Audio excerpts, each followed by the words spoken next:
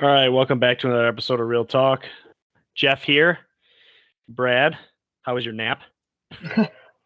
Dude, we try and get a nap in every day that we can, which is just about every day most of the time, but it was all right. Feel a little bit refreshed, but I'll tell you ready to what, talk some football. there's times where I can sneak in a nap because it makes sense in my schedule, and then I feel myself dozing, and I'm like, you know what? Let me try and get like a 40-minute nap, and it makes the whole world of difference. I schedule my naps. That's smart. Very smart. Yeah. For those of you that are wondering, I was trying to get a hold of Brad for about 20-ish minutes while he was snoozing away. Luckily I have Casey on Facebook Messenger. I'm just like, is he dead? Question mark. Anyways, let's what are we talking about today? AFC East, the greatest division in football, the most unstoppable force. Bills, Patriots, Dolphins, Jets.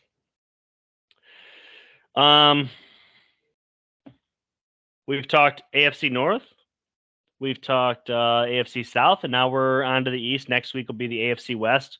Told you guys last week when I did the question and answer session, we'd have another guest on. So we talking a 3-man crew. But yeah, are you ready to get going? Start talking about the Jets? Yeah, let's do it. So as always, we work backwards to forwards. Jets finished dead last in the division last year, so we're going to start with them. So New York Jets, their 2021 record was 4-13. They picked in the top 5 because of that. Key adds: C.J. Uzomah, tight end from the Bengals, just played in the Super Bowl. I think that's a very underrated move. I think it's a really nice piece for them. Safety Jordan Whitehead, and then I have in exclamation marks rookies because they got some nice pieces. They had a really stellar draft. Sauce Gardner, this cornerback out of Cincinnati, everybody likes him. In my opinion, the number 1 wide receiver in the draft, wide receiver Garrett Wilson out of Ohio State. And then what a lot of people were saying was one of the better pass rushers. And for whatever reason, he kind of fell. I think he was the 3rd, maybe 4th pass rusher taken off the board. But Jermaine Johnson, they said he's one of the best pure pass rushers in this entire draft. When you're as bad as you are, as bad as the Jets were, key losses aren't going to come. They're not going to stand out unless you really lose a big piece. In my opinion, they lost some wide receiver depth. Jameson Crowder, who's been a very good player for them for a long time, and then Keegan Cole. Outside of that, I don't have a ton as far as losses. Do you have any more to add on key adds or key losses from the offseason? No, not too much. I think you covered it, though. They had a pretty fun draft, a lot of picks towards the top, 2 in the top 10. So I think you nailed it. Yeah, I think you had spoke about this on one of the last 2 pods. I'll let you kind of elaborate. You basically said Jets are going to be really fun to watch offensively, defensively, going to be a shit show. Are you standing with that? Where are you at on that? I don't know if they'll necessarily be a shit show. Just off the top of my head, I couldn't really name too many pieces on their defense. After going through, you see Quinnen Williams, you see Solomon Thomas, Carl Lawson. I believe Carl Lawson was gone for the year with an injury last year, if I'm not mistaken. C.J. Mosley. They have LaMarcus Joyner at safety. So this defense has actually got a few more players than I thought they did. But I will stand by my remarks towards their offense. In I think 3rd or 4th round, they drafted Breece Hall in the running back room to go with Michael Carter. Zack Wilson, I believe, is going to be improved. I think he had a solid rookie year, a lot of interceptions, but sometimes you'll have that, especially with a team as bad as the Jets. Their receiving core, Corey Davis, Garrett Wilson, Elijah Moore, Denzel Mims. I think that runs about 4 deep on guys that could all be some potentially 1s, but number 2 guys. Adding the safety from the Bengals, Uzomah, which I thought it was shocking he left the Bengals, but to add him, and then you have Mekhi Becton, Elijah Vera Tucker shoring up the right side of the offensive line. I just think there's pieces that are very exciting for Jets fans. And even if they're not a great team, I just think it's every year it just kind of seems hopeless for the Jets. And at least this year, it seems like the the entire organization is making the right steps to at least try to be competitive again. And I think this offense will be fun to watch. You said you were kind of shocked that CJ Uzomah left the Bengals. Yeah. I'm fairly confident. Feel free to look this up, listeners. He is dating Kay Adams, the former host of Good Morning Football. And Kay Adams lives in New York. I think that had a role in it. Now, mind you, Kay Adams in the offseason left New York, or she left Good Morning Football. I don't know where she's doing now. But I think that did play a role for what it's worth. You just kind of think of where the Bengals are at and where the Jets are at. Yep. It is an interesting move. I did put this down because obviously, you weren't high on their defense. Maybe you've changed it a little bit, but 504 points given up on defense. That was the worst in the league by a mile. Like, I don't think anybody else even hit 460. Like, literally, they gave up a lot of points. So a couple of rookies aren't going to make all the difference in the world. They are going to need some legit defensive help. Whitehead is a big move. Sauce is a big move. Jermaine Johnson's a big move. A healthy CJ Mosley for the whole season will be really nice for them too. He's kind of been beat up since he's gotten there. I don't have a ton on the Jets, but I will say this. I'm not high on Zack Wilson. I don't think much of him. I think we've seen a lot of quarterbacks work early in this league, or at least show some sort of promise.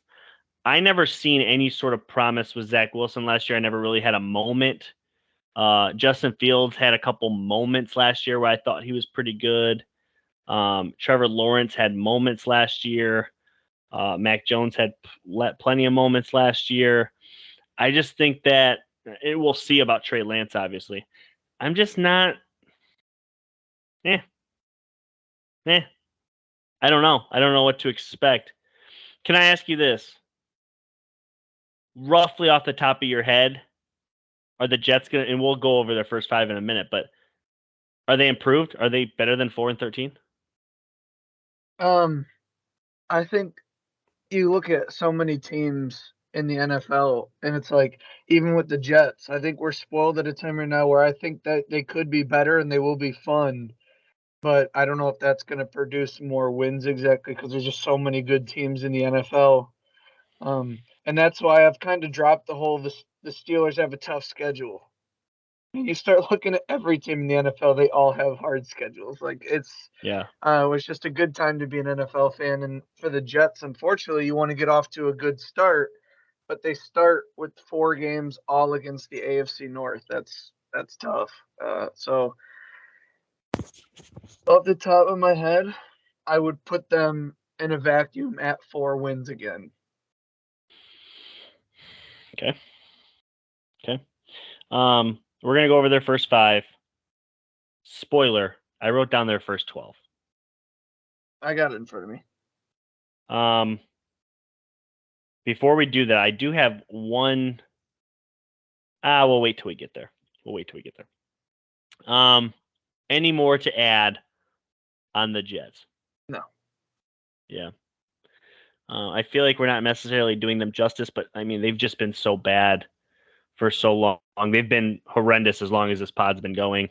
I will say this is the most optimism Jets fans should have going into a season since Agreed. This pod's been going. But yeah, first 5. Week 1, home opener, hosting the Ravens. Loss. Yeah, I got the Ravens taking the dub. I think we talked about that a couple weeks ago. Week 2, at the Cleveland Browns. Who know? I would anticipate Watson not playing. So you have either Jacoby Brissett and or who'd they just pick up? I'm sorry, Josh Rosen. Thank you, Josh Rosen. Those would be the 2 options there. Where are you going here? With that, I'm gonna Browns, but that's a good game actually. I think that's a good game. Yeah, I just think the Browns are way more talented. If Jacoby Brissett is playing, he's not going to turn the ball over. And the Browns defense is good enough to force one or two out of the Jets or out of Zack Wilson. I got the Browns there. I feel pretty strong about it too. Week 3, hosting the Cincinnati Bengals. Uzma gets a look to see that new offense there. Yeah, one of the Jets' 4 wins last year was the Bengals. I don't think that's going to happen again. I think the Bengals win. Yeah, the Bengals down the stretch had beaten some really good teams, but they slipped up against the Jets, and the Jets are going to try and gain on that, but the Bengals aren't going to forget. I got the Bengals big. Yeah. Week 4, and maybe you'll notice this: Ravens, Browns, Bengals at the Steelers. They're going to open up. The Jets will. They're going to open up with the AFC North to start off their season. No divisional games there at the Steelers. Acrisure Stadium's a tough place to play, so they're undefeated there. I just had to peep the stadium name eventually. Yeah. To be honest, so many people have been trying to get a reaction out of you, and you haven't given it to them. So I'm glad you said something there. I like the Steelers here. Again, I do too. It's just tough for the Jets here. Yeah, I think the Steelers are, even with a rookie quarterback or Mitch Trubisky, I think they're better, just better. Week 5, home against the Miami Dolphins. I get to them soon. I like Miami a lot. I think they beat the Jets. I also have them beating the Jets. So that was their first 5. That's what we notorious do. I want to keep going because they haven't won yet. So week 6 at Green Bay. Loss. I agree. Week 7 at the Denver Broncos. Loss. I agree. Week 8 home against the Patriots. I'm going to give you some trivia. You ready for this? All right. The last time the Jets beat New England in regulation. Give me the year.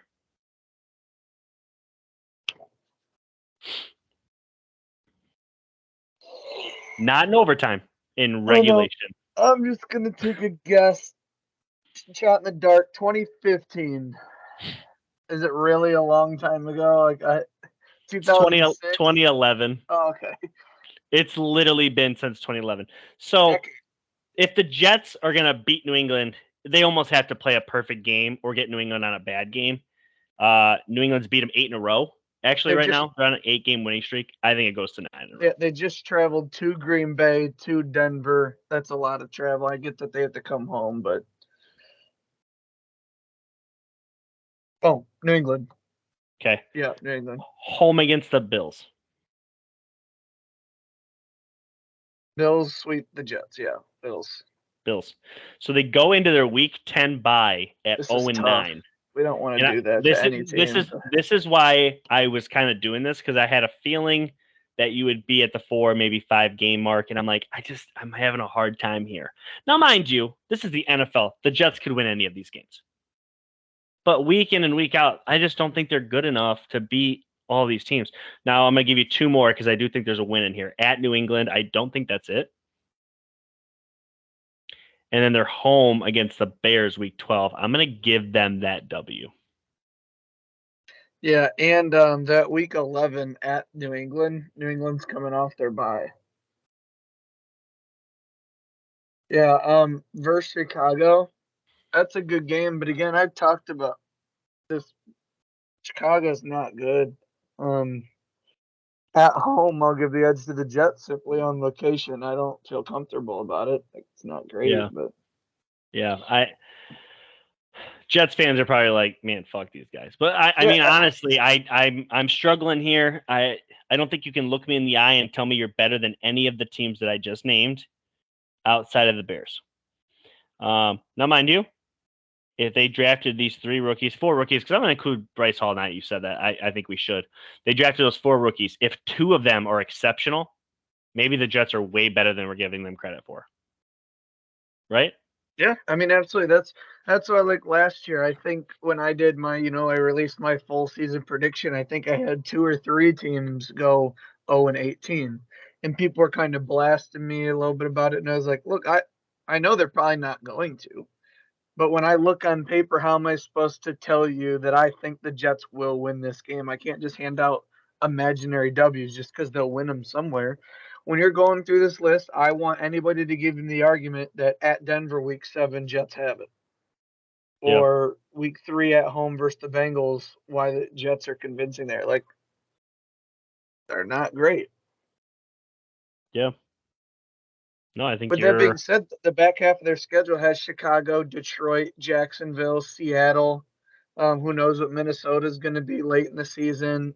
A couple division games, those could maybe go either way. But so like they have opportunities there in the back half to build on something. But yeah. Sorry, Jets fans. Gave you what I could. I don't even know if I know one. I know like one. We're friends on Twitter, and it's always a fun beef. Used to work with him, Casey Blank. Remember him? Oh, okay. I didn't know he was a Jets fan. Oh my God, he's diehard. Oh, he's diehard. I haven't talked to him in like 7 years. So yeah. All right. Moving on to the Dolphins. The Dolphins. Are you ready? Yeah. Miami Dolphins. Their 2021 season, they were 9-8. Do you remember how they got to that 9-8? Yeah, there was a lot of poor play, a lot of nastiness, a lot of talk about Deshaun Watson. Trade deadline ended, and they only had Tua, and they kind of just shot off I mean, they ended as one of the hottest teams in the NFL, almost squeaked in the playoffs. Yeah, so week 1 last year, they beat New England. And then they decided to roll off 7 straight losses. And then they finished the season 8-1. Kind of crazy. Really crazy. But they were actually, like you said, they were one of the hottest teams to end the year. They did fire Brian Flores. Everybody said that was a shocking firing. We were pretty big on that on the pod. Obviously, there was some, I don't want to call it scandal, but there's some accusations that there's maybe some faulty hirings and things of that such nature by Brian Flores. He has a lawsuit against the Dolphins, the NFL. They get a new head coach. They steal him from San Francisco, Mike McDaniel. I think that's an interesting hire. Offensive mind. It seems to work in this league all of a sudden. Offensive coaches are making the playoffs more than defensive coaches are. Let's talk about the ads. Key ads. There's this wide receiver. He used to play for the Chiefs. I hear he's fast. Tyreek Hill. They acquired him via trade. It sounds like, let me see what they the farm. They gave up the farm for him. Okay. Lots of picks.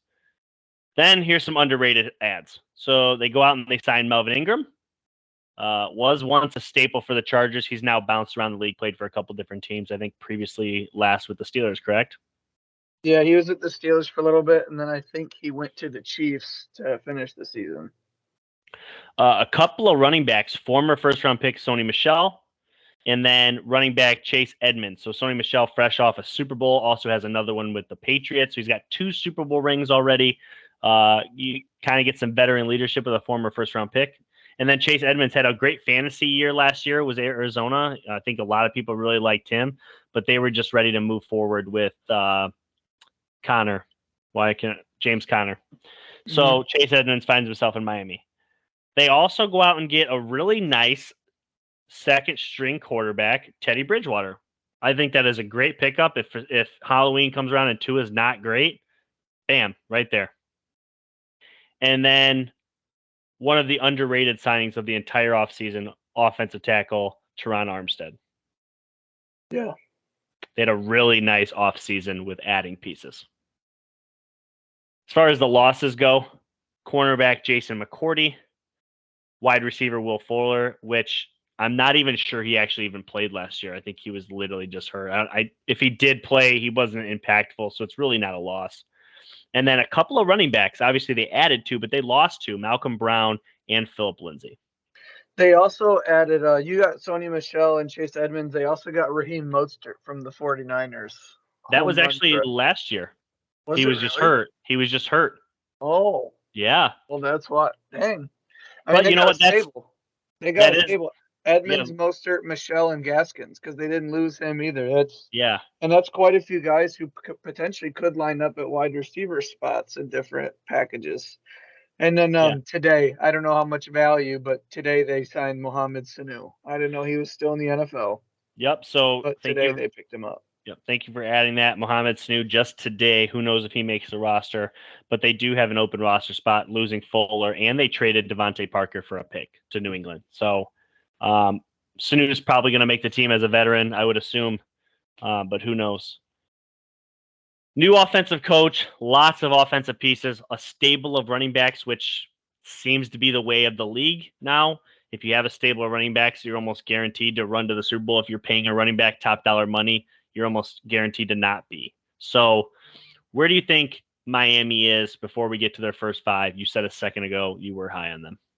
Yeah, I think Miami's going to be really good. I think that Tua's been put in a very unfortunate situation relatively up until now.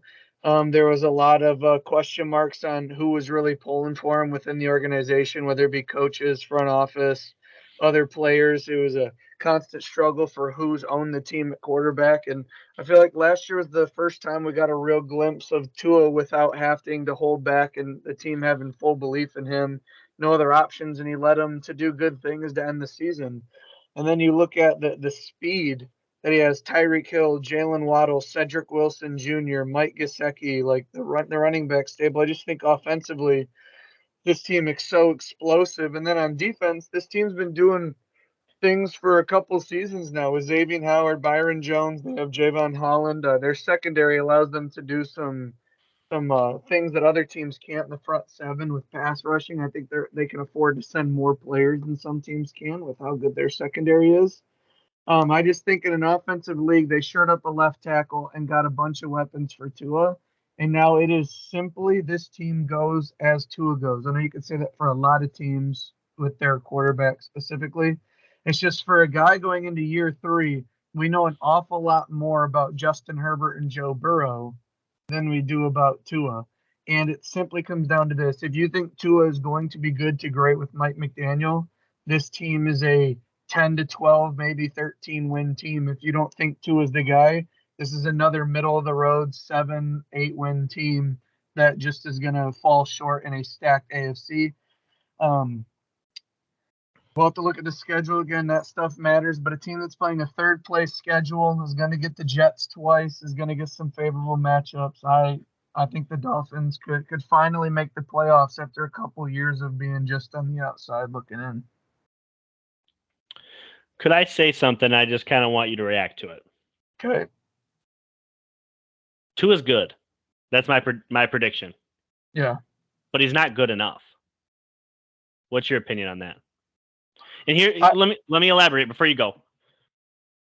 You just said it. Justin Herbert, Joe Burrow, right? Mm-hmm. Patrick Mahomes, Derek Carr, Russell Wilson, Josh Allen. Lamar. Yeah, I get it. You get it.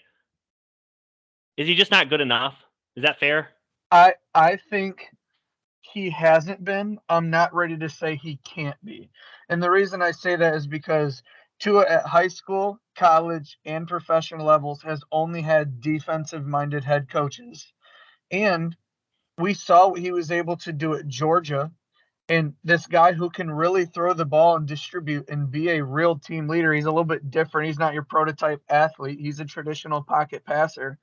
But I think if you bring a guy like with Mike McDaniel who gets you weapons, I mean, you have elite weapons. And I think if Tua does great and this team wins 12 games, people are going to say, well, Tua needs all these weapons. Well, he has them. We can't argue that. I just think Tua hasn't been put in a spot to be able to succeed until this year. And I think when this year's completed, we can't have any more questions about Tua. We're going to either know if he's good or not. But like you said, good is not good enough. He's going to have to be great because the AFC is, it's bonkers when you start to list the quarterbacks top down. It's ridiculous. you said something a second ago, and somebody else said something today on the Facebook page, and I kind of want to defend it. You said if Tua balls out this year, gets 12, 13 wins, people are going to say Tua needs these weapons to succeed. And then today, when Julio Jones signs with the Bucs, somebody posted, Tom Brady needs all these weapons.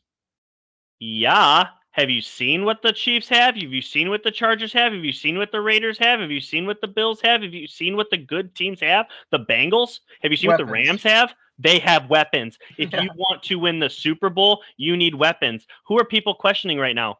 The Packers. Why? They don't have any. Come on. You need weapons to succeed in this league. Tom Brady left New England. Why? Because they had dog shit weapons. Of course the Buccaneers are trying to get Julio Jones. A lot of people think Kirk Cousins is way worse than his stats provide, but he's always had weapons. He's had Dalvin Cook, Stephon Diggs, Adam Thielen, Kyle Rudolph, Justin Jefferson, and he makes it do. If you don't think your quarterback's good enough, you get weapons to help him. And if you think your quarterback's great, you get him weapons to put him over the top. You should always be looking to find as many weapons as you can. And they've come in and said, weapons, we'll give you 3 guys who are elite track speed, Cedric Wilson. That Mike Gesicki lines up 81% of his plays in the slot, not up against the offensive line. 4 running backs who are all capable, all different skill sets, all capable. This team is constantly going to go. They are frightening east and west and north and south. Can Tua put it all together? We're going to see, but we're going to get all of our questions answered. And your prediction on the Dolphins is your prediction on how good you think Tua can be. And that's why there's so many question marks and why they're in the top 5, I think, of a lot of people's teams they want to see this year, because they're going to look different. Yeah, I think going back to the weapons thing, weapons don't show you how good your quarterback is. It shows you how bad your quarterback is. Because if you have the weapons and you're good, it's of course you are. If you have the weapons and you're bad, it's okay, we need to move on. Yeah, that's really what weapons do. When Jay Cutler looked left and saw Brandon Marshall and Martellus Bennett, looked right and saw Alshon Jeffrey, turned around and saw Matt Forte, and then had 31 turnovers in a season, that tells you more than you need to know about Jay Cutler. He couldn't get it done with studs. Come on. Another example, Jameis Winston. They remove him. They bring in Brady. They're instantly the best team in the league. Why? Again, bad quarterback play. All the weapons were there. Yeah, you're 100% right. Man, Miami is definitely a top. There's a lot of really good teams, but I think there's probably. Is it fair to say they're a top 3 storyline team going into this year? Oh, 100. That's what I said. Top 5, just to be conservative. Yeah. But there are a lot of teams, and I don't think anyone in our generation really has any reason to hate the Dolphins. They've just been a team that just existed. So now you have Tua, a new coach. Tyreek Hill's out here talking about he's the most accurate, this and that. So you got some really good corners. They're just a team that you can just watch, and it's just interesting to see how this plays out. Yeah. And, I don't hate the Dolphins. They're a team that seems to always play New England well, no matter how good or bad they are. And I was just at the NFL Hall of Fame a couple weeks back with my buddy Andrew. He'll probably listen to this pod when we're talking about the Dolphins. One of the things I pointed out to him, I said, take a look at because at the NFL Hall of Fame, they have every single team in the history of football. So the Baltimore Colts are on there, but also are the Ravens and so are the Indianapolis Colts, right? So every single team and their record through the years. It's a ginormous board. It's really cool to look at every single record. And I was like, look at the last 10 years. What do you notice? Lots of middle of the road. Not so bad that they need the number 1 to number 5 pick, and not so good that they're competing and winning playoff games. They're just middle. And it's almost the worst place to be. Colin Cowherd talks about this all the time. The worst place to be in all of sports, in any sport, is the middle. Be good or be bad. You got to get somewhere. Middle. It's middle's only fun for a year as you're translating to be good. If you can't get to that good, it's shit, what are we doing wrong? First 5? Yeah. I'm ready to disagree. You ready? Yeah. Week 1, home against the Patriots. They've won 3 straight against New England. Where are you at? I just, on the outside looking in, it seems like the last few years New England struggles in Miami. Like, I don't know. So I'm They've gonna give it. always struggled in Miami. Yeah. So Yeah. I'm gonna give it to. I'm gonna say they split. I don't know the next time they play the Patriots, but It's based late on in the location, year. I'm going with the Dolphins. Yeah, it is a fair pick. But I'll say this: they've lost 3 in a row. I can't envision it 4. New England was actually this is super strange. They were really good on the road, bad at home last year. I think that continues. I got them beating the Dolphins week 1. Call it bias, call it whatever you want. I got them beating Miami. Okay. And look it up. There's nobody that defends Tyreek Hill better than Bill Belichick. Week 2 at the Ravens. I'm high on the Ravens. I know you are too. What do you got the Dolphins doing?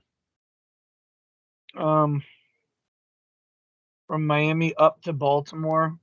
That's a tough game, but I know we're both really high in Baltimore. I'm gonna give it to the Birds at home.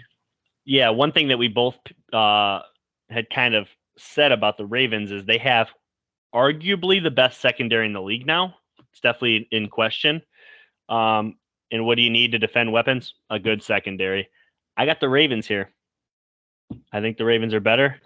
I'm actually extremely high in the Ravens, as you guys already know. I'm sticking with them. I got the Dolphins dropping to 0-2. Week 3, home against the Bills. The Bills annihilated them both times last year. Yeah, I know. I don't want to make the Bills 18-0, but they're going to beat the Dolphins, I think, here in week 3. We're going to talk about the Bills in a minute. I don't think they're going 18-0.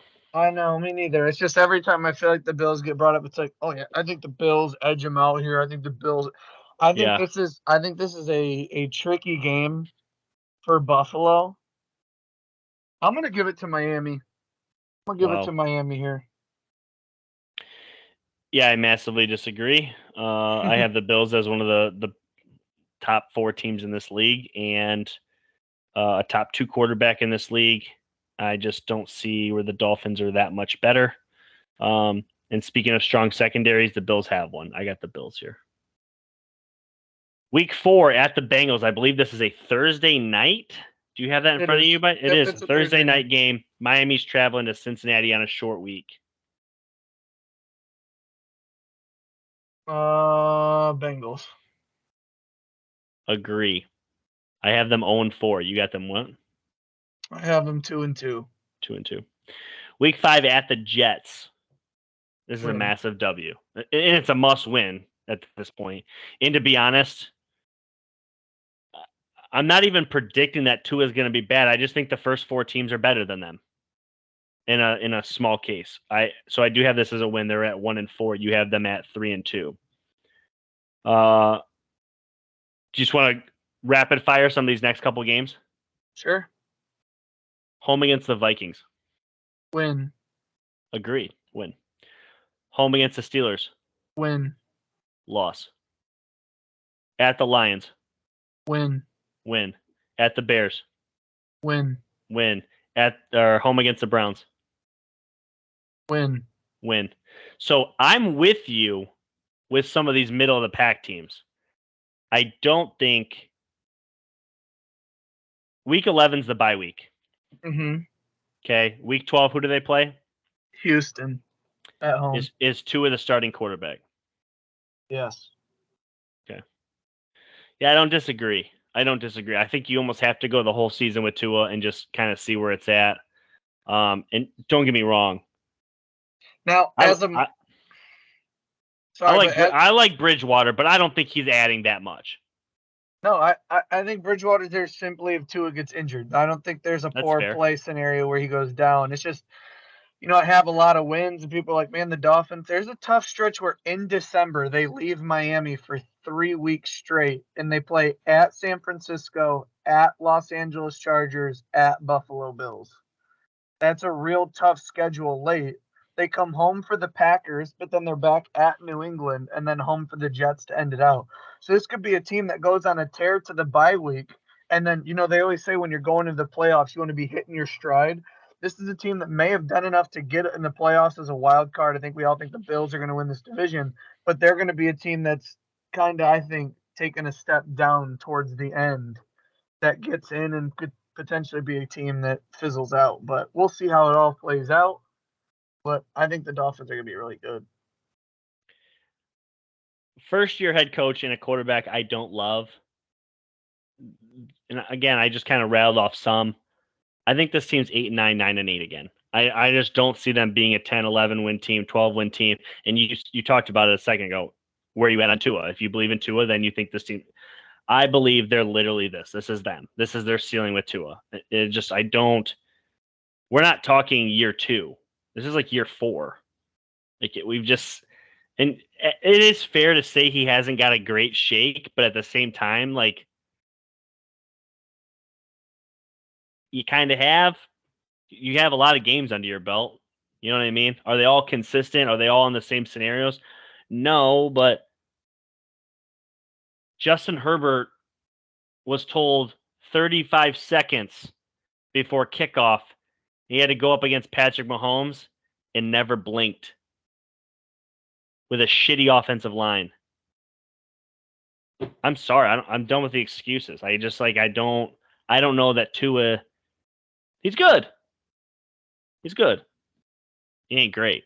And I just 8-9 is probably where he's at. That's what makes this team fun. You can kind of use it for most teams using the quarterback, but this team truly is whatever you think Tua is capable of is how you're basing the entire Dolphins. It's not about defense, weapons. It's like you said, first-year head coach and Tua.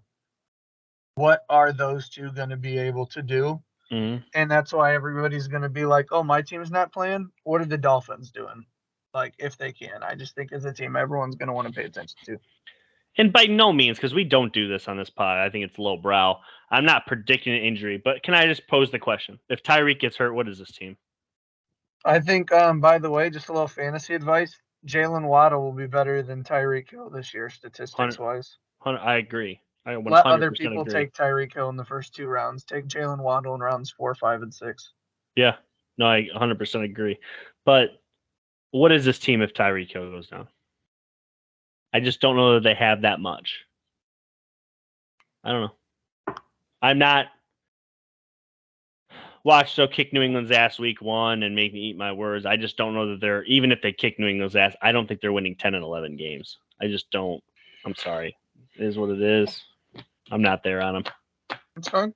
That's why we let it play out. It's always fun on different sides. Ready for the next team? Yeah. Round of applause. The 6-time Super Bowl champions, the New England Patriots, the 2021 playoff team, 10-7 on the year. 10-7 on the year. The key adds: Zack Wilson, linebacker via trade with the Browns. A wide receiver / running back, Ty Montgomery, former Green Bay Packers, bounced around the league a little bit. Wide receiver from the Miami Dolphins, Devontae Parker, via trade. Safety, Jabril Peppers. This one was kind of an interesting one because you could argue that the Patriots have one of the best second or safety rooms in the entire league, and they add Jabril Peppers. Super Bowl 49 hero, Malcolm Butler. Everybody remembers that name. But then the losses. Linebacker Chase Winovich was traded for Zack Wilson, so you lose him. Kyle Van Noy, linebacker, captain, longtime Patriot, gone. Dante Hightower, 3-time Super Bowl champion, longtime New England Patriot, gone. J.C. Jackson, one of the top corners in the league over the last 3 years, led the league in interceptions, I believe, 2 years ago, gone. James White went down with a hip injury early last year, and now there's talks that it's not looking fully recovered, and there are rumors that he may actually never play in the NFL again, but he is signed to return. It's not necessarily a loss, but it could be. And then former wide receiver, first-round pick wide receiver N'Keal Harry. I don't think that's too big of a loss. But the biggest loss of all, their offensive coordinator for the longest time, Josh McDaniels, taking over the head coaching gig at the Raiders. I gave you a lot there. What's your initial reactions on ads, losses, anything you wanted to add? I don't know. A lot of times the Patriots lose players, and then it turns out they lose them at the right time. But I do think the J.C. Jackson one does hurt. I mean, I think he's the second best corner in the league behind Ramsey, personally. He's definitely the best ball hawk corner in the Yeah. league. That's fair. The defense finds a way to always get it done. They have nice pieces. Mills, Butler, McCourty, Duggars worked out, and Peppers. So their secondary's there. Josh Uche, Mac Wilson, Matthew Judon. They have a pretty good linebacking core. I just worry about some of these pieces on the perimeter and the loss of Josh McDaniels, how that really affects the offense. I don't know how Bill Belichick, because I think he's slated to call the offense. Just We heard it. don't even know. But it's Go just ahead. it's a lot of different stuff. But then you look at, how they can attack differently with two serviceable running backs, Damian Harris, Ramondre Stevenson, and they have, Hunter Henry and Jonnu Smith healthy going into this year. The tight ends running game opens up everything else.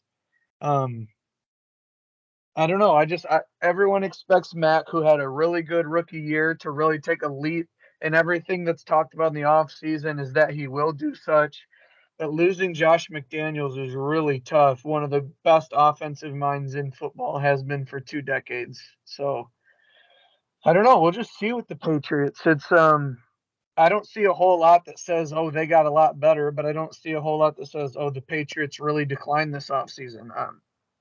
10 wins isn't a bad team. I don't know I don't have a real good beat on the Patriots. That's why we got you, Jeff. That's why we got you here to tell us what the Patriots are. Well, I was listening to a camp interview today with Bill Belichick, and he, obviously it's been asked 100 times. He's sick of answering it. They bring back Joe Judge, former Giant head coach, but he was a former coach for New England as a special teams coach. Yep. They bring back Matt Patricia, former Lions coach, but also former defensive coordinator who won multiple Super Bowls with New England. Both of those guys are rumored to call the offensive plays.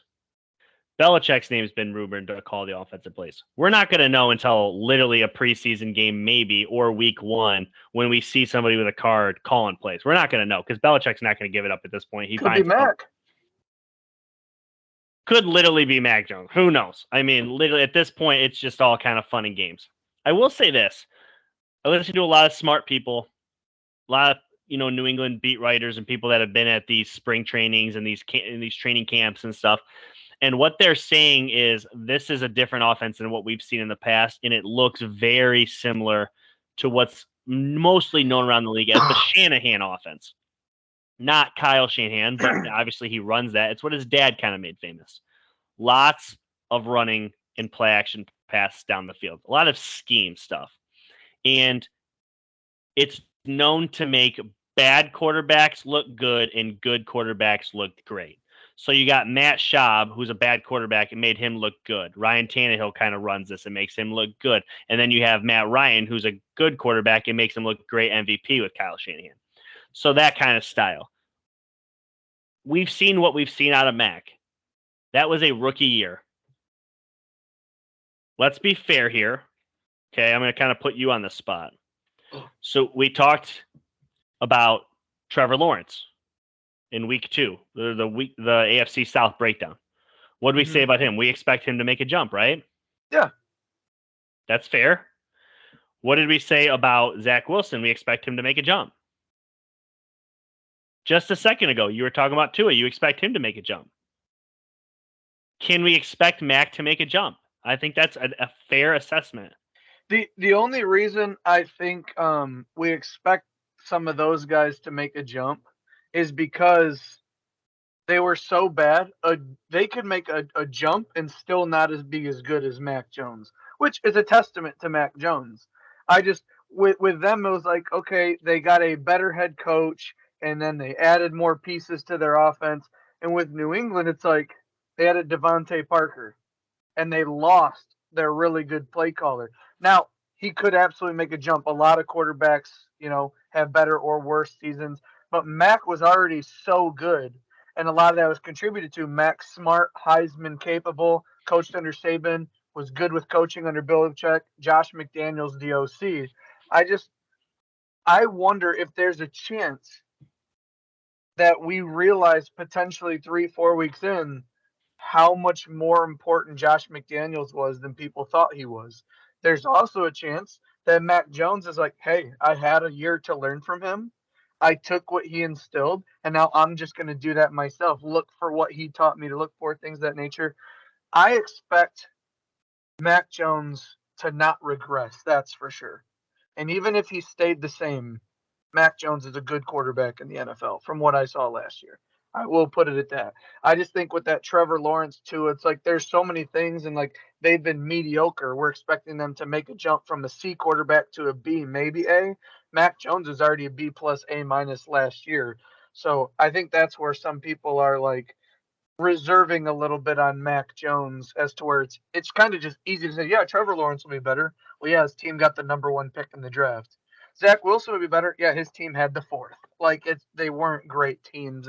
Mac Jones was fighting for the playoffs last 2 weeks of the year. So I just think those are the little nuances on why it's easier to go with those quarterbacks who aren't good already.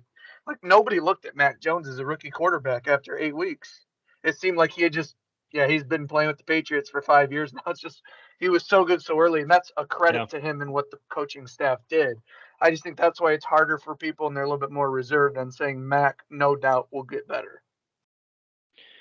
Yeah, another thing to Mac's credit, he everybody has seen the draft picture at this point with the cigar in his mouth with the big gut. Everybody's seen it.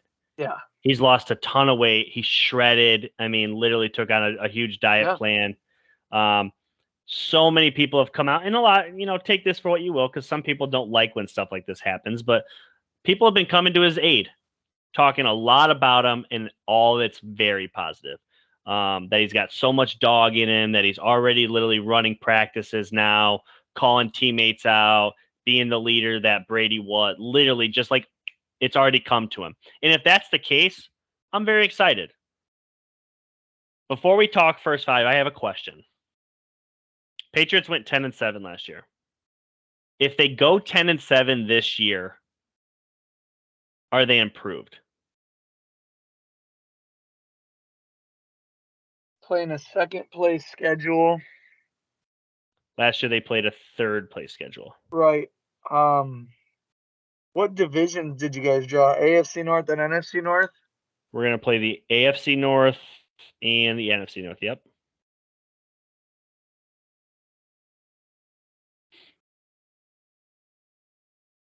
I don't know. But before we got to this spot, again, this is why I love doing the breakdowns. Before we got to this spot, anyone who'd asked me, I said, look, it's Bills. I think Dolphins, Patriots, Jets. Dolphins and Patriots are going to be real close. And then I get into the breakdown. I look more in depth at the Patriots defense, their offensive line, Mac Jones, how they're going to run their schemes. And it's like, I could see the Patriots finish second in this division. I could see them having more than 10 wins. So if they went 10-7 again,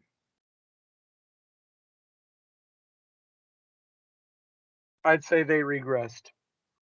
Interesting. If Mac Jones is improved this year, I think just a quick look at their schedule, you can get more in depth, but just a quick look up, down, I think they should win more than 10 games. Okay. Yeah, I just think that with the way that the current AFC is, with the way that the NFL is, in my opinion, 10-7 should almost be the goal at this point. Obviously, I would love to be 11-6 or higher. But 10-7 is, first off, it should be the goal. I believe it'll get you in the playoffs. I think it's tough, especially because, spoiler, next week it's going to be a freaking bombshell. I think there's a chance all 4 of those teams get in. But with the format of 17 games, I take every team and I say if they go 3-3 in their division, let's say they split it all somehow and they go 3-3, that leaves 11 games. You have to go 7-4 in those other 11 to hit 10. And I don't think last year we had 2 teams make the playoffs, one on each side with 9 wins. One had a tie in the AFC side, the Steelers. But essentially 10 wins is the floor. That's to get your foot in the door and have a shot in the playoffs. Yeah. I think the Patriots are going to sweep the Jets. They have to win one of their other 4 divisional games. I think the Patriots can do at least that. Looking at the rest of their schedule, I don't think 7-4 is too much of an ask, but we can get into it. I think the Patriots are capable of 7-4. Yeah, I don't have it all in front of me. I can pull it up actually. Yeah, I have it right now if you want me Okay. to just kind of throw it at you Yeah, when we get we there. can. Let's go through the first five first. At the Dolphins, you gave them a W. I'm giving the Patriots a W. Okay, so that's staying pretty consistent. Week 2 at the Steelers. I believe I gave the Steelers that win, and I'm gonna stick with it. We have to go to this game. Where are you going on week 2? I like the Steelers. I mean, that's their home opener at the Shore. No, I understand. And I'll back up my reasons again. You're starting either a rookie or Mitch Trubisky. Should be a great game, by the way. I agree. Because I think our teams are, depending on what your quarterback play is, we could be on the same path trying to fight to 10 wins. I just think that we're slightly better week 2. Could you be better by week 8? 100%. But week 2, I think we're slightly better. I'm giving us the W, especially, again, very good on the road last year for whatever reason. Week 3, though, New England's home against the Ravens.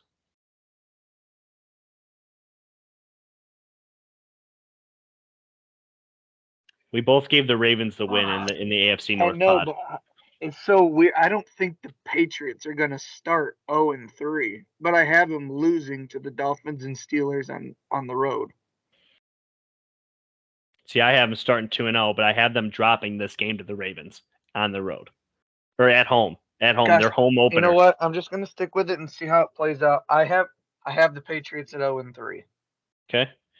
They were 1-3 last year to start the year, just so you're aware, and then they went on that long 8-game winning streak. This can turn around. Look at the schedule. Yeah. This 0-3 can turn around. Here's an interesting one. At Green Bay. Non-bias, I gave it to Green Bay, but I have no idea why. I like the Patriots here. Green Bay's very good defensively, and they're at home. That's all they have going for them. I think New England is slightly better in week 4. Green Bay is a team that could have it turned around, kind of like the Steelers, by week 7, 8, 9, 10, where they just have it at that point, right? I actually gave Green Bay the win, so I have 2-2. You have them at what? 1-3. 1-3. Week 5, home against the Lions. I have that as a win. I have New England starting 3-2. I have them at 2-3. I think they beat the Lions. We can go rapid fire here. At Cleveland, I have tickets to the game. I have New England beating Cleveland without Deshaun Watson. I like that too, without Deshaun Watson. Yeah, because here's where I'm gonna, just so you know, spoiler here. Here's where I think, and I did this before we got on. Here's where I think 10 games is in play. So I have them currently at 4 wins with the Browns. I have them at 3.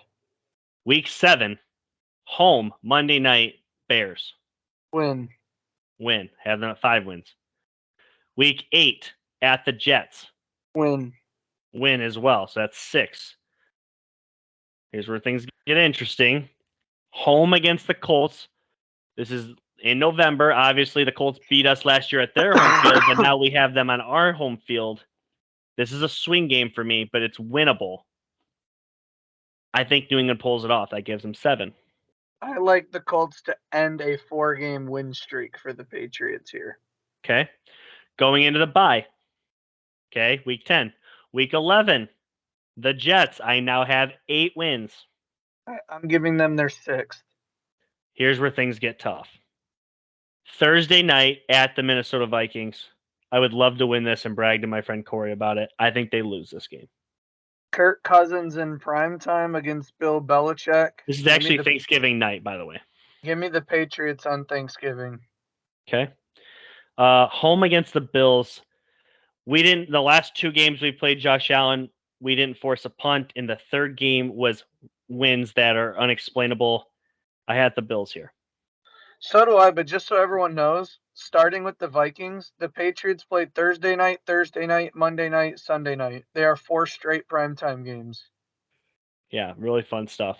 That's wild. Yeah. Week 14 at the Cardinals, a Monday nighter. Cardinals seem better than us. It'd be a game I wouldn't be shocked to see us win, but I'm taking the Cardinals here. Out on the Cardinals. Patriots win that game. Okay. On the road at the Raiders, Josh McDaniels hosts Bill Belichick. He exposes us. I think the Raiders win. I'm very high in the Raiders, by the way. Love the Raiders. You taking the Raiders there? I am taking the Raiders. Week 6. Now, mind you, I got them losing 4 in a row at this point. Okay. Week 16, home against the Bengals, Christmas Eve. I don't love this game for Joe Burrow in a cold December game in Foxborough. Snow on the ground, I'll take New England. Clear weather, I'll take the Bengals. It's a flip game for me, just like that Colts game was. It is the weather, I think, could impact the game here and favor the Patriots if it's a kind of a nasty weather game. But I'm going to stick with the Bengals here.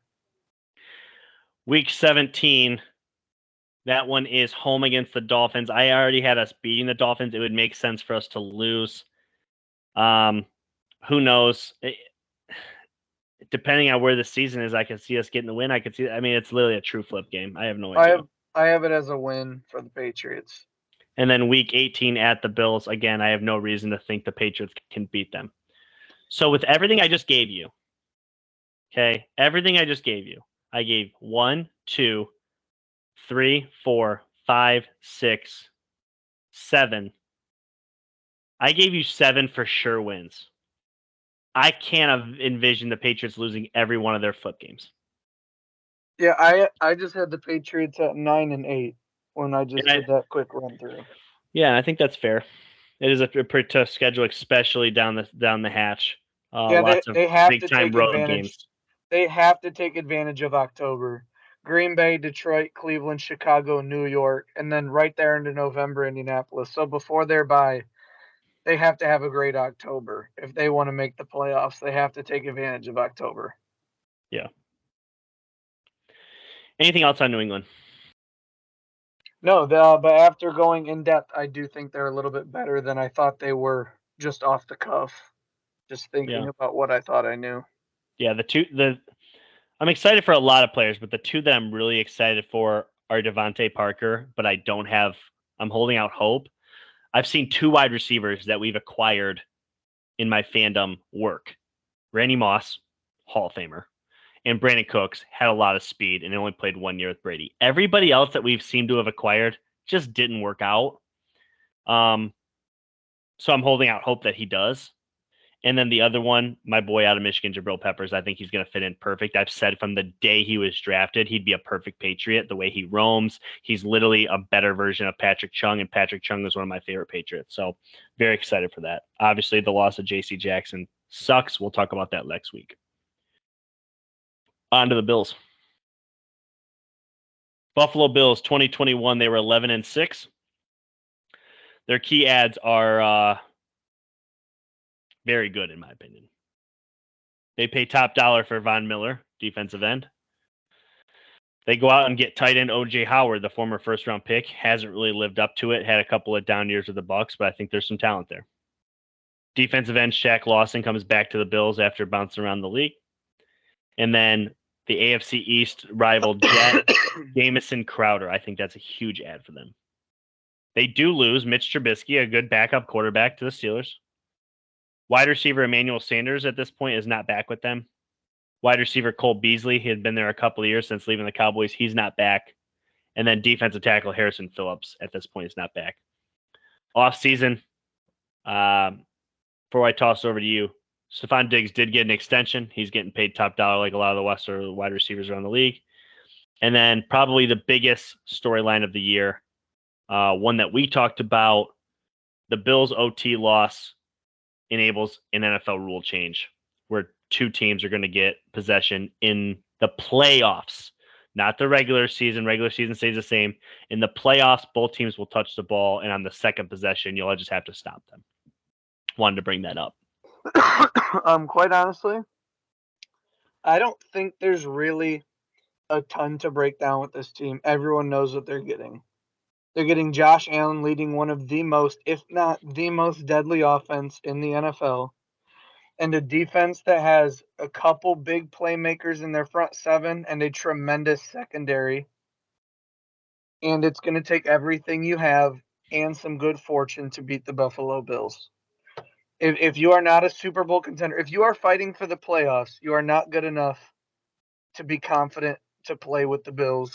You're going to have to be a team that is chasing a Super Bowl. You have to be the Buccaneers. You have to be the Rams. You have to be, we'll get into it, the AFC West. Like you have to be really good to be able to compete with this team. And last year they had one or two losses where it's like, wow, to that team they stooped down. I don't think that's going to happen anymore. Personally, lost to Jacksonville. Don't think those games are going to happen anymore, but we all kind of know what we're getting with the Bills. It's just how dominant can they be? How good do you think they are? And I don't think there's a person listening that wouldn't have Josh Allen outside their top 5 quarterbacks easily. I did listen to a podcast recently where somebody had him at 6, and I about shit myself.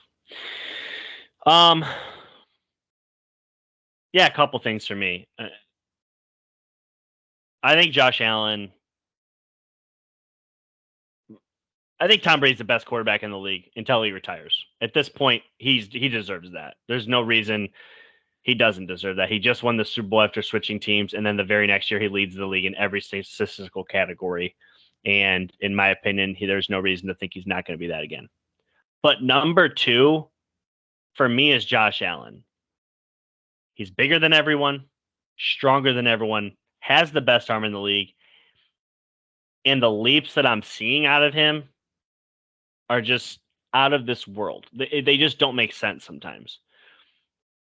After watching him early in his career and in that first playoff game at Houston, I literally thought to myself, this quarterback is horrendous. The decision-making, horrendous. Like the Bills strike out again. All he can do is run. They give him to Stephon Diggs, and he goes on MVP-like numbers, leadership, just out of this world, still running the ball at a high level, just bigger and more physical than everybody else in the league. And then last year, say what you want, the numbers weren't as good, but they were as good. And I thought he played the best game of a quarterback in a losing effort in a really long time. I just don't know what you could say about Josh Allen in a negative sense at this point, and what you could say about the Bills. Like, what is the Bills' weakness? It's still probably running back, if we're being fair. They just haven't really had that guy, but they did go out and get James Cook, the running back from Georgia, Dalvin Cook's brother. Got some bursts there. It'll be interesting what he does. Don't forget, I think you mentioned they got O.J. Howard to go with Dawson Knox now at tight end. So. Yeah, I love the O.J. Howard pickup. I honestly believe we've slept on him for so long. I think and they got value out of him. They're not paying him anything. I just think that's a huge move. I do wonder about the long-term Von Miller, but for 1 year, that's a massive piece to get you to a Super Bowl. Right now, that's going to look great. In 3 years, probably not, because it's a 6-year deal, I believe. Yeah, and he plans on playing it out. Yeah, I'm sure he does. Yeah, I'm sure he does. As you said, there's not a whole lot to say on this Bills team. The last time we've seen them, they played the best game I've seen everybody play in a losing effort. It's just, by all metrics, they were fantastic. They got the rule changed because of it. So, first 5, are you ready for it? Yeah. Week 1, and I think this is an absolute banger to start the year. I couldn't ask for a better game to kick us off. The Rams, the Super Bowl champions, are opening the night out on Thursday against the Bills. So the Bills are on the road at the Rams, Super Bowl champions. And in my opinion, what should have been the Super Bowl last year, because I do think the Bills would have beaten the Bengals, but that's neither here nor there. I got the Rams winning. So do I. After all that. We just told you how good the Bills are. And we've been telling you, you know what? So many people have, I have a lot of new listeners that I work with that I've been telling people to listen to the pod or whatever, and they've been coming up and they're like, gosh, you guys love the Bills. I'm like, I'm sorry, but they're freaking good. You don't? And, what are we talking about? Yeah, what are you watching?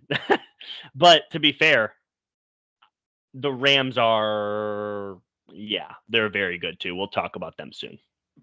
They got that. Yeah, they're good. How do you win this? Can I ask this question? This is stupid. How do you win the Super Bowl? And in my opinion, get light years better. I don't want to say light years, but they are better. They added Allen Robinson and Bobby Wagner. Yeah. What? It's just dogs. Gosh. Week 2, home against the Titans. Titans are getting Bills win. Trap game. Watch out. Early season, healthy Derrick Henry, they could. Just Monday watch out. Night Manning. I got the Bills. Just watch out. Okay? I have the Bills as well. Week 3 at the Dolphins. We just told you this one. You actually took the Dolphins there. I'm going to stick with them too. Wow. Okay, I took the Bills. You got the Bills at 1-2 after telling everybody how good they are. I just want to say the Bills have a bye week 7, and then they are going to go on a tear after the bye. Week 4 at the Ravens. I like them to beat the Ravens. I think they lose that game. So we both got them at 2-2 though. Yes, we do. Okay. If you remember a couple weeks back, I told you how strong it was on the Ravens, and I think this is like the first game where the Ravens just straight up flex. This is a big one. This is a big game at the Ravens. And if I remember quick, you told me that one's 1 o'clock on CBS. That is bonkers. that game is a 1 o'clock game. I'd like to go to week 4 and see what the fucking primetime game is. Yeah, I almost need to know. Pull that shit up. Week 5, home against the Steelers. I believe you gave the Steelers the loss in the AFC North pod. Where are you going here? Steelers are killing them. I'm changing my answer. No, I'm just kidding. Yeah, Bills get the dub. Yeah, I got the Bills there. We both got them at 3-2. Do you have the schedule? Yeah. So the Fox game that will be aired on television at 4:05 is a banger. Cardinals at Panthers. No D-Hop. No. However, the Sunday night game is Chiefs at Buccaneers, so that's okay. Now I know why it's at 1 o'clock. Yeah. And then the Monday nighter is Rams at 49ers. So we got some good games. So there. What is the CBS 4 o'clock game? Because that's where it should be. It should be the CBS. There's 2. One of them is Patriots at Packers. Okay, that's big. That's what's going to take over the national coverage. The other one is Broncos at Raiders. Both great games. The national coverage will be the Patriots and the Packers. The Fox game being Cardinals-Panthers is a little discouraging, but we'll get past it. Well, they're not going to move the AFC matchup to Fox. They're not going to do that. And now, if one of those teams was an NFC team, we're talking something different. I have the rest of the Bills' schedule if you want to go through it, though, real quick. Yeah, let's. We've been doing that. Why not? We both have them at 3-2 through 5 We games. do, and I think they're way better than that. Where's their power? Then they're week 6. They're at Kansas City at 4:25. I think they beat them. They 100% beat them. Okay, so they're going into their bye week at 4-2. I actually challenge you. For the rest of the season, tell me where they lose. Hit me. They come out of their bye week home against the Packers. Oh, they're beating the Packers. Then they're at the Jets. Stop. Keep going. Then they're home against the Vikings. They're better than the Vikings. People are high on the Vikings, but they're better than the Vikings. Home against the Browns. They're destroying the Browns. At the Lions. Keep going. At the Patriots. They're better in New England. They haven't got him to punt. Home against the Jets. Yeah, they're slaughtering them. Home against the Dolphins. I know you think the Dolphins are a lot improved, but they better be a lot improved because they slaughtered the Dolphins twice. I think they beat the Dolphins. At the Bears. Keep going. Okay, Monday, January 2nd. We're at week 17 right now, and we have them as a 2-loss team. And they're early. Left. 2 games left. That puts them at 13-2 with 2 games left. Yep. They're at the Bengals on Monday night, January 2nd. That is such a fun game. You know why? We both have their losses early, which means they're probably going to be on a 10 to 12 game win streak at that point. That's a fun game. Where's the game at? It's at Cincinnati, January 2nd, Monday night. I just told you that if the Bills would have beat the Chiefs, they would have beat the Bengals. That was last year. Bengals are better. Offensive line, they win that game. Okay, they get their third loss, but then they finish up home against New England. And they beat New England. So I know, but I had them with 3 losses here. I didn't think about this. They could have the 1 seed locked. We get all that. They sit starters in New England could get the win. So the thing is early they play some tough teams and some a divisional game mixed in there with just they're at Los Angeles, in Tennessee, at Miami, at Baltimore, to Pittsburgh, at Kansas City. Like they're really traveling the country playing some tough games. They get their bye week to settle down, and then that steam engine is just, I mean, full steam ahead. I don't think from weeks 8 to 18 tops they lose 2 games. I think. I just think they're going to be at the top of our power rankings a lot. Yeah, and they get that little stretch there in terms of teams they've been playing good against: Cleveland, Detroit, New England, New York, Miami, Chicago. Like that's 6. Yeah. I mean, they're just the Bills. If they're going to lose games, it's in September and October, and that's where you want to lose games. If you're going to lose them all year, you want to be good in November, December, and into January. I have them going 0-3 in the preseason, though. Trash. The year that New England went 16-0, they went 0-4 to start the year with preseason. So, yeah, it doesn't mean anything. If you flip it, the year the Browns at 0-16, they were undefeated in the preseason. I don't know if it was the Browns, but the Lions were. When they went 0-16, they were at 4-0 in the preseason. That is actually a fact. Isn't something like the Browns over 3 seasons were like 15-1 in the preseason or something? Like they were bad those years. But they were like 15-1 in 4 winning all their preseason games. Yeah, it was like they were crushing because they were playing their starters. Yeah. I did just see there was 2 stats going into last year's preseason.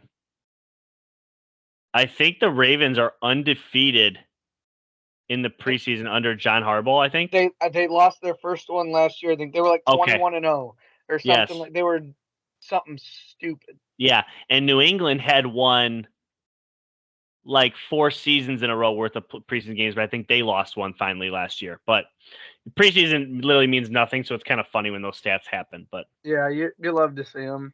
Yeah. But if you guys were wondering, Did you know about the new NFL Plus package? No. You didn't know about that? Okay, let me pull it up on my phone here real quick so I can just read it to you guys. Just a heads up, NFL is coming out with their own streaming service called NFL Plus. It is $5 a month or one payment of $30 for the whole year, and this is what you would get if you buy it. Live out-of-market preseason games across your devices, so you can watch any preseason game you want, period. Live local regular season and postseason games. So for Browns and Lions fans, you guys can get every game on your device. Live primetime regular season and postseason games on your phone or tablet. So if it's a primetime game, you can watch it. Live game audio, home, away, and national for every game of the season. So you get live radio call of any game in the season, all games. And you get NFL library programming on demand ad-free. There is a premium version that adds 3 things. Full game replays across devices. I don't think people are really looking for replays. Well, here's the thing. Because you can't watch it live out of market, that still belongs to the ticket for one more year. If you want to wait 3 hours, you could watch the replay. That is so. And we don't know if the replays come out 2 days after the week's over or whatever. Good point. Yeah. Then it also has condensed game replays across devices. So if you want to watch a game replay and get all the 60 minutes. And then it says coaches film ad free. That is $10 a month or $80 one time for the whole year to add those 3 features. The reason why this is exciting is, one, you get just more NFL stuff if you're really into it for a pretty cheap cost, $30, forget about it the rest of the year, or $5 a month. cancel at any time. But there is still a chance, I do believe, that when the Sunday ticket goes up for bid, the NFL could say, screw it, we don't want a second source, and we're just going to add it as a package, increase it on our NFL Plus, and they could just stream it themselves. I don't think that's likely, but it is something that's coming out or just recently came out that has kind of flown under the radar a little bit. But NFL Plus, you guys can go ahead and look it up on your own if you want to look into that kind of thing. But new streaming service from the NFL should give you a lot of stuff. I think Ian Rappaport was talking about how you're going to see like more of him, more NFL game day, just NFL talk on there. You're going to be able to find all your NFL stuff on the NFL Plus. I will say this because so many people have asked, and I've heard people talking about it, and I feel like there's some confusion. DirecTV still owns the NFL Sunday Ticket for this season. Correct. Okay. After this season, it will go up for bid. They could have it back, but it's going to take a number. And to be honest, I don't know that DirecTV has that kind of money. Yeah. If any of you guys watched the Pat McAfee show too, they went in on this with Ian Rappaport. Essentially, DirecTV already tried to work out a number with Goodell. They weren't even close, so they said you're done. DirecTV, which AT&T Uverse also has, blacked out the NFL Network channel and all that stuff, basically in protest of it. The bidding is already currently going on. The rumors is that Apple Plus is in the lead right now, which is stupid because it's a streaming service not many people have. Yes. They also said a Google streaming service may come out of the dark to try and get it. Essentially, though, the NFL makes from DirecTV $1.3 billion a year on the Sunday ticket. They want to increase that by 100%. They want 2.6 to 3 billion. They'll get for it. The NFL Sunday They'll ticket. 100% get it. And because it's not attached to satellite cable, it will be easier accessible. And so more people will get it. Correct. And we're expecting it to be somewhere around, I believe, $40 to $60 a month for the NFL Sunday ticket. But it's more expensive than that now because you have to get DirecTV and then add that as an attachment, and it becomes an exhausting amount of money. Satellite TV is pretty much done. Cable TV, everything's streaming now. And they're already trying to find who's going to get it. And we'll see. I'm hoping Prime Video gets it. Jeff Bezos, they already have Thursday night. He's one or two, whatever, the richest man in the world. He's got over $200 billion, I believe. So we'll see how it goes. But yes, this season, nothing will change at the Sunday ticket. Don't look around for new stuff. Stream it however you want. Some people use illegal websites. Some people use their buddies' codes, their parents, whatever you use. Yeah. Maybe you have it yourself. But yeah, like you said, nothing changes this year. It's for the 2023 season. Yeah, making an early prediction, Amazon has tried everything in their power to get their foot in this door, and they keep adding every year. And while they did add this year, what are they going to add next year? In my opinion, it will be the NFL Sunday ticket. It'll be the Holy Grail, and they will add it, and it's going to cost some money, but they're going to add it, in my opinion. I think where there's smoke, there's fire. And there was a lot of people snooping around and trying to get inside information saying Jeff Bezos may buy the Broncos. He's looking to buy an NFL team. Maybe they heard that he was trying to buy something. Maybe Jeff Bezos just wants the NFL Sunday ticket and add it to his Prime Video package. And because Amazon is starting to, I mean, they're just, Amazon. Everyone knows what Amazon is. It's not a secret. Yeah. Yeah, I think it makes a lot of sense. It would not shock me for someone like Apple Plus to go out and put that kind of money out because nobody has it. Peacock, anybody familiar with Peacock? They went out and bought the entire WWE library, and WWE closed the WWE network because of it. And I don't know if that's paid off for them or not, but they paid a hefty fortune for it because they wanted something exclusive. They also, a big one for Peacock too is I have it because they have Premier League soccer. If it's not a televised game, all Premier League games are on Peacock. As to where like the Italian League and the Spanish League and the German League are all on ESPN Plus, the Premier League is on Peacock. So they're all trying to fight for it. All these services want something exclusive. Exclusive? Do you know what that means? It means nobody else has it. It's huge. And you got to be willing to pay for it. And Apple, just like Bezos, they have a lot of money. They could afford it. And it could be a massive thing for them. And I got to be honest, I don't have Apple TV. I've never even thought about getting it, but I would get it. So that makes sense. I've seen some commercials for some good-looking TV shows, but I ain't getting Apple Plus, so Same. maybe I'll just hop No, up I on have there. too. Me too. All right. Well, I think that that's a wrap. Yeah. Next week, we're going to do the AFC West division breakdown. I don't think it's arguable anymore. It's the best division in football. We're very excited to do it. Most of you guys know Dan from the Michigan Pods. He's going to stop by. He's a Raiders fan. Going to have him on, in my opinion. Dan's pretty cool because he comes off very unbiased. He's more a realist towards his team and likes to be more of a critic than he is a homer. So I think you guys will enjoy that, as he kind of he might be the harsh one, because I think me and Brad, after years of being downers on the Raiders, I think maybe bullying them. Yeah, I think we'll be the ones that are trying to hype on why Dan's maybe bringing us down to earth. So that'll be fun. And Brad doesn't even know this yet, but we're doing the QB draft next week. That's going to be fun. The three of us, we're going to draft the 15 best quarterbacks in this league. You heard it first here. Breaking news. Come on. This is gonna be the pod to listen to, but don't sleep on this one either. AFC East. Yeah, and more to come. You want to know something crazy? I do. We're 9 days away from our first football game of the year. Preseason, right? Let's go. From today, 44 days till Rams-Bills kickoff. LFG, baby. LFG. If you live around the Oregon area like I do, Coy Road's closed longer than freaking... It'll still be closed when the NFL Sunday comes around. Oh, that's funny. Anything else? No, sir. Okay. That's a wrap. We out. Real talk. Real talk.